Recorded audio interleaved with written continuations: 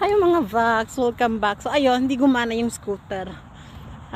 On maintenance daw siya. Ganun. Gusto daw niya magpahinga kasi napagod na rin daw siya.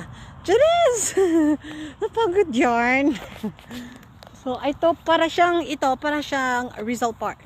Ang peg niya. Park siya. As you can see, very quiet. Not much people. Maganda maglabing-labing dito. Chares! Labing-labing. Actually, napaka-quiet dito. Tahimik. May mga upuan. Super malinis. May mga trash bin. Yes. Para yun. Update ko na lang kayo later. Hanap tayo ng masasakyan natin. Kumatingin na ako ni ate para naman yung kakainin. Wag naman.